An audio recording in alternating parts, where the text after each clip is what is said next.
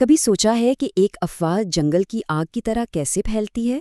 4 April 2026 کو internet پر کچھ ایسا ہی ہوا جب سابق صدر ڈونلڈ ٹرمپ کی صحت کے بارے میں ایک افواہ نے ہلچل مچا دی۔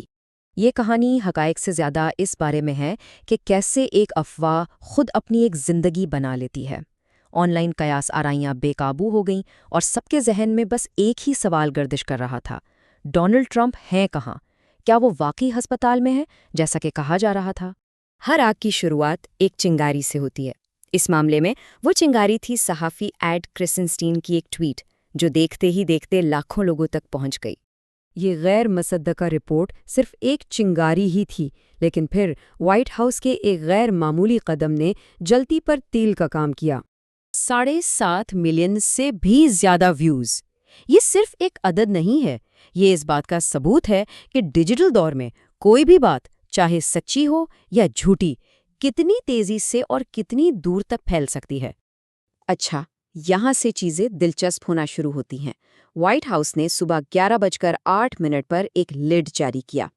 اب عام طور پر تو یہ معمول کی بات ہے، لیکن ہفتے کی صبح کو مبصرین نے فوراً اسے انتہائی غیر معمولی قرار دیا، اور بس افواہوں کو جیسے ایک نئی جان مل گئی۔ جیسے جیسے افواہ نے زور پکڑا، ویسے ویسے ثبوتوں کی مانگ بھی بڑھی، اور انٹرنیٹ تو جیسا کہ ہم سب جانتے ہیں ہمیشہ کچھ نہ کچھ پیش کرنے کے لیے تیار ہی رہتا ہے۔ تو جلد ہی نام نہاد ثبوت بھی سامنے آنے لگے۔ ایک ویڈیو سامنے آئی جس میں بظاہر ہسپتال کے قریب سڑکیں بند ہوتی دکھائی دے رہی تھیں، جو اس بات کی تصدیق کرتی لگ رہی تھیں کہ کچھ تو ہو رہا ہے۔ لیکن اس میں ایک مسئلہ تھا۔ ویڈیو پرانی تھی۔ یہ ایک کلاسک چال ہے، اصلی مواد کو لے کر اسے ایک نئے جھوٹے قصے میں فٹ کر دینا، اور یہی چیز اکثر غلط معلومات کو اتنا قابل یقین بنا دیتی ہے۔ اس افواہ کا نتیجہ یہ نکلا کہ سوشل میڈیا فوری طور پر ایک میدان جنگ بن گیا، اور لوگ 2 واضح حصوں میں بٹ گئے۔ رد عمل بہت تیز اور شدید تھا۔ آن لائن دنیا واضح طور پر 2 حصوں میں تقسیم ہو گئی۔ ایک طرف وہ لوگ جو چاہتے تھے کہ یہ افواہ سچ ہو، اور دوسری طرف وہ جو اسے گھنونا جھوٹ قرار دے رہے تھے۔ ٹرمپ کے حامیوں کے لیے اس کے پیچھے کی وجہ بالکل صاف تھی: کلکس، لائکس اور پیسہ۔ انہوں نے اسے انگیجمنٹ کے لیے جھوٹ کا نام دیا، ایک ایسا الزام جو سیدھا سوشل میڈیا کے پیسے کمانے کے ماڈل پر سوال اٹھاتا ہے۔ سرکاری تردید تو آگے، لیکن بحث رکی نہیں۔ لوگ اتنے آگے بڑھ گئے کہ ہسپتال کے باہر سے وی لاگز پوسٹ کر کے دکھا رہے تھے کہ دیکھیں، یہاں کچھ نہیں ہو رہا۔ لیکن سوال یہ ہے کہ یہ افواہ اتنی آسانی سے لوگوں کے گلے کیسے اتر گئی؟ وجہ یہ تھی کہ یہ افواہ کسی خلا میں پیدا نہیں ہوئی تھی، یہ پہلے سے موجود گہری تشویشوں کی ایک زرخیز زمین پر گری تھی۔ اور حیرانی کی بات یہ ہے کہ سب سے بڑی وارننگز میں سے ایک دائیں بازو کی ہی ایک مشہور شخصیت کی طرف سے آئی تھی۔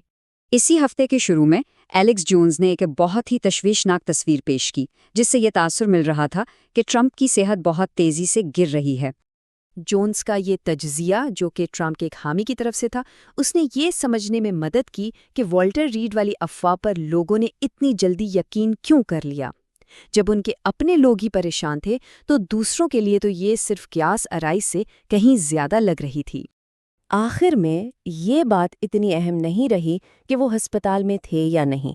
اصل کہانی یہ بن گئی کہ اس واقعے نے ہمارے آج کے انفارمیشن کے نظام کے بارے میں کیا سچائی ظاہر کی۔